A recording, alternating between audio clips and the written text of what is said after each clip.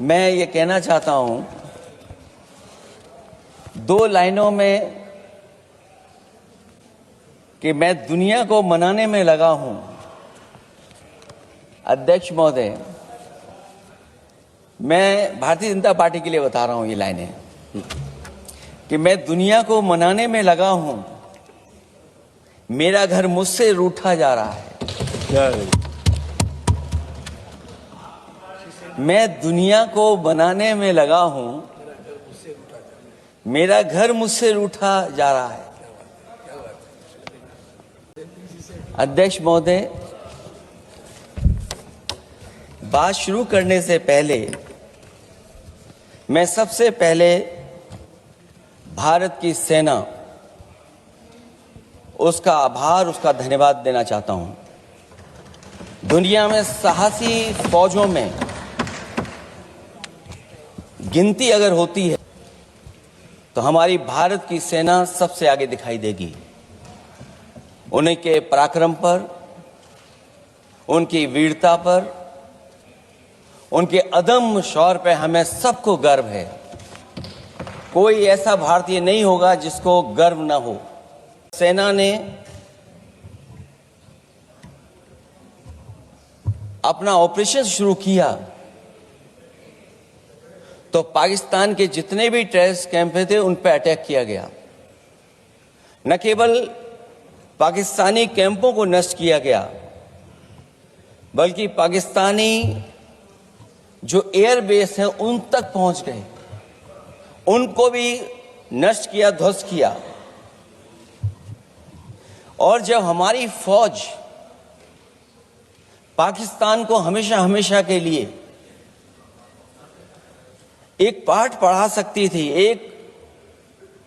एक ऐसा संदेश जाता कि भविष्य में पाकिस्तान कभी ये हिम्मत नहीं जुटा पाता। और ऐसा भी लगा हम लोगों को, क्योंकि अध्यक्ष महोदय, जब हम बड़े बड़े राष्ट्रीय चैनलों को देखते हैं तो उन चैनलों से ये लग रहा था कि कराची हमारा हो गया है, लाहौर हमारा हो गया है। किसी चैनल ने किसी को ये भी बताया कि हमने उनको पकड़ भी लिया है। जो कमेंट्री, जो विजुअल्स थे, वो ऐसा लग रहा था कि अध्यक्ष महोदय अब पीओके हमारा हो जाएगा। हालांकि सरकार के इंजनों को मैं टकराता हुआ देखता हूं। हो सकता है ये मेरा भ्रम हो, लेकिन पीओके के मामले में सभी इंजन हमें एक दिखाई देते हैं। और जहां पीओके पे पहुंचने तक की बात थी, कुछ लोग तो पीओके पर ये कह रहे थे कि हमारा कब्जा हो जाएगा, 6 महीने का केवल हमें मौका मिल जाए। ये अफसर सरकार आखिरकार पीछे कैसे हट गई, और क्या कारण था कि सरकार को सीज फायर का ऐलान करना पड़ा? अध्यक्ष महोदय, हमें उम्मीद थी कि सरकार सीज फायर करेगी, सरकार ऐलान करेगी, लेकिन इनकी मित्रता बहुत है, बहुत गहरी मित्रता है। और उसका परिणाम यह है कि इन्होंने अपने मित्र से ही कहा कि आप ही सीज फायर अनाउंस कर दीजिए, हमारी कोई जरूरत नहीं है, हम सीज फायर आपसे ही स्वीकार कर लेंगे। ये बात अध्यक्ष महोदय पक्ष विपक्ष की नहीं है, देश की सुरक्षा की है, जनता के जीवन और रक्षा की है। हम सब मिलकर के कोई ऐसी नीति रणनीति बनाते क्यों नहीं है जिससे सीमाएं हमेशा हमेशा शांत रहें। लेकिन पहलगांव की घटना ने साबित कर दिया है कि लापरवाही देशवासियों की जान ले सकती है। मुझे याद है कि जिस दिन पहलगांव हमला हुआ, उस दिन वहां का हर पर्यटक पूछ रहा था, जो पर्यटक पूछ रहे थे कि खतरों के बीच मेरी रक्षा करने वाला कोई वहां क्यों नहीं था। आखिरकार ये सबके मन में सवाल यही है कि जिस समय घटना हुई आखिरकार उन्हें बचाने वाला कोई क्यों नहीं था। और जो सरकार ये दावा करती है 370 के बाद ये कहा सरकार ने कि भविष्य में कोई आतंकवादी घटना नहीं होगी, वहां टूरिज्म बढ़ेगा। जितने लोग वहां गए वो सरकार के भरोसे पे गए थे, वो सरकार के आश्वासन पे गए थे। और आखिरकार सिक्योरिटी लैब्स की जिम्मेदारी कौन लेगा? अध्यक्ष महोदय, सबसे बड़ा सवाल यही है कि सिक्योरिटी लैब्स का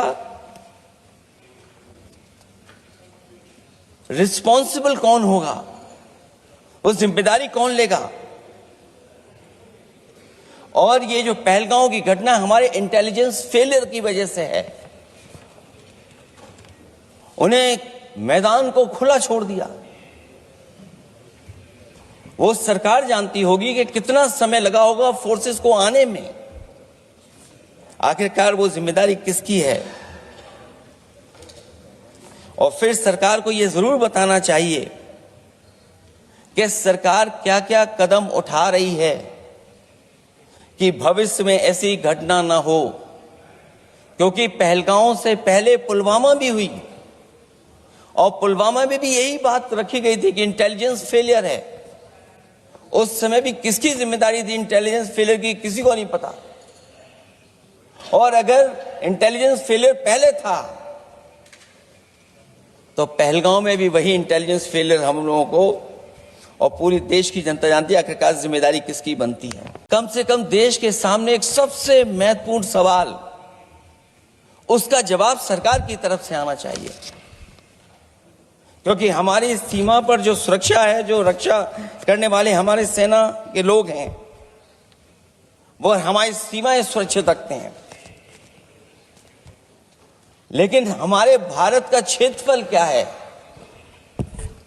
और सरकार को कम से कम ये जानकारी देनी चाहिए सदन को, देश की जनता को, कि जिस समय सरकार में ये भारतीय जनता पार्टी आई है और आज जब हम सदन में चर्चा कर रहे हैं तो हमारे भारत का क्षेत्रफल क्या है?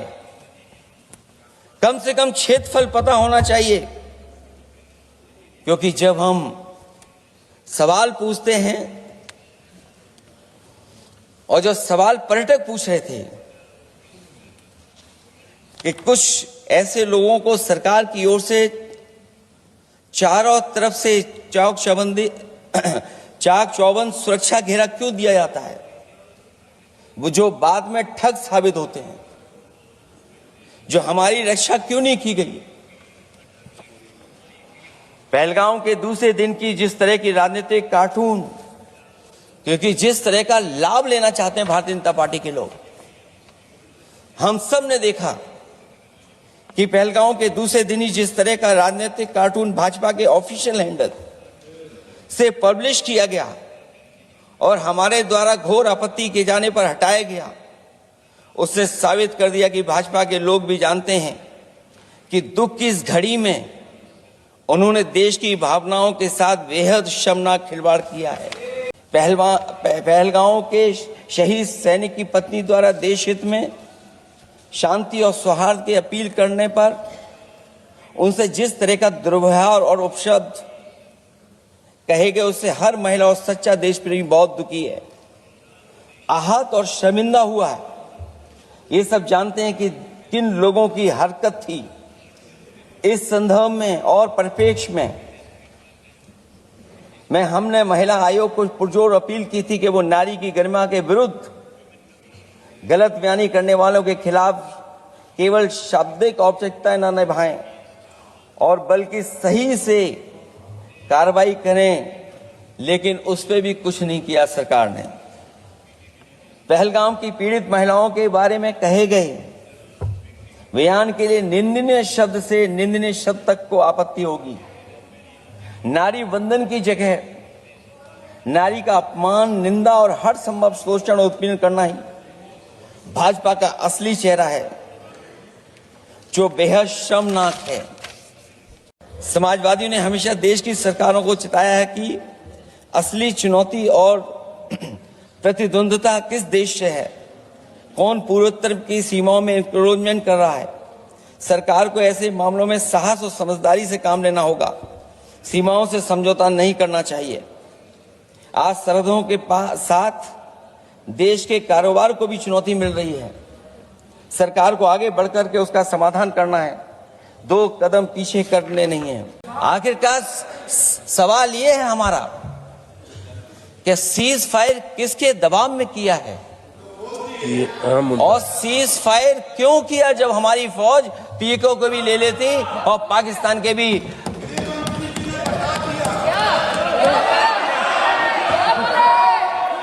अध्यक्ष महोदय, सीज फायर आपके मंत्री जी ने नहीं किया, सीज फायर आपके मंत्री जी की तरफ से नहीं आया, क्योंकि हमारे मंत्री जी वो सोशल मीडिया को देखते नहीं हैं। सबसे पहले सोशल मीडिया पे बात आई थी, आपको 1 घंटे बाद किसी ने पढ़ के बताया होगा। इसलिए अध्यक्ष महोदय, मैं केवल इतना कहना चाहता हूं अपनी बात खत्म करते हुए, आखिरकार इंटेलिजेंस फेलियर की जिम्मेदारी किसकी है?